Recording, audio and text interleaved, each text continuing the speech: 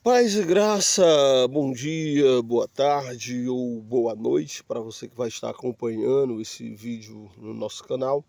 E graça e paz. Eu gostaria de nessa tarde estar compartilhando um texto que eu gosto muito desse texto em particular. Lamentações de Jeremias, capítulo 3 e o versículo 21. Quero trazer à memória aquilo que me pode dar esperança.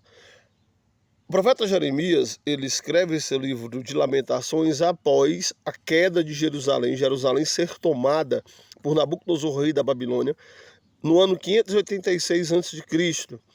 Nabucodonosor invade Jerusalém e ele destrói a cidade e ele destrói o templo, que era o lugar sagrado de adoração do povo judeu. Leva os utensílios do templo para a sua nação e leva muitas pessoas cativas. E Israel fica em um estado de pobreza física, espiritual, financeira. Física porque houve muita morte e também deportações. Espiritual porque o povo já havia caído na idolatria e Deus agora está julgando seu povo por conta da idolatria.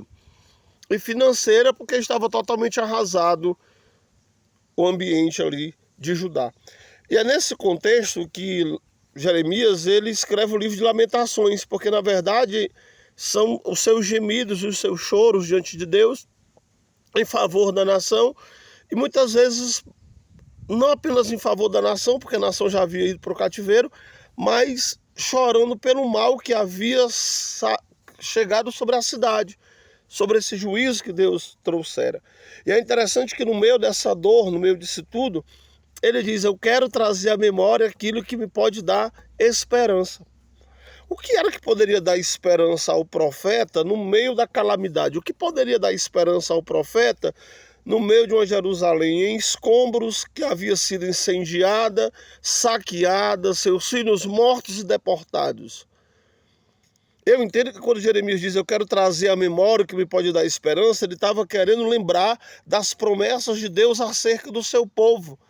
Porque havia muitas promessas de Deus sobre Jerusalém, sobre Judá, promessas essas que o próprio Deus falou ao profeta Jeremias. E uma dessas promessas era que Deus levaria o seu povo para o cativeiro, mas depois Deus os traria de volta.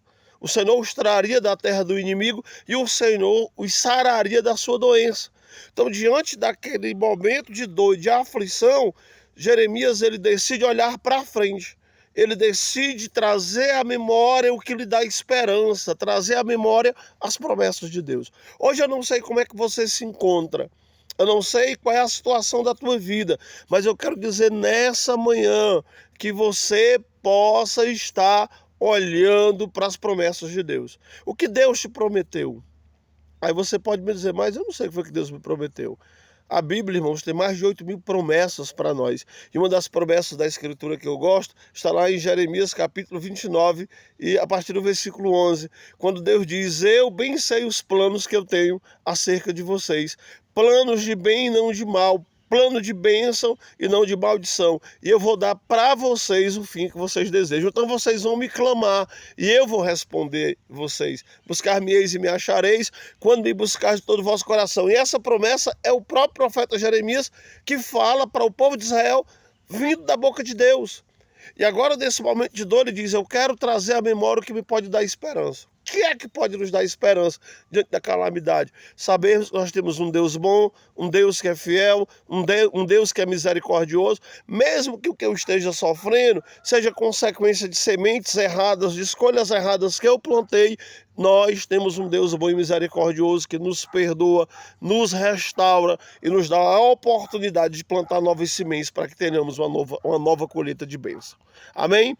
Então traga à memória o que pode te dar esperança.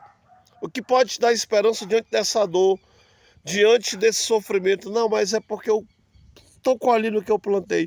Peça perdão, se arrependa, abra o coração. O Senhor é perdoador. A Bíblia diz que a sua ira dura por um instante, mas a sua misericórdia dura para sempre. E o Senhor te perdoa, te restaura. E o Senhor, a partir do perdão, escreve uma nova história na sua vida. Te dá a oportunidade de plantar novas sementes. Te dá a oportunidade de tomar atitudes diferentes, para que assim Ele possa abençoar o teu futuro.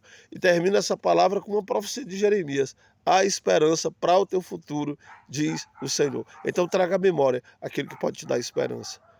O teu começo pode ter sido pequeno, mas o teu final será extraordinariamente grande. Que Deus te abençoe. Grande abraço e que o Senhor possa continuar abençoando a tua vida.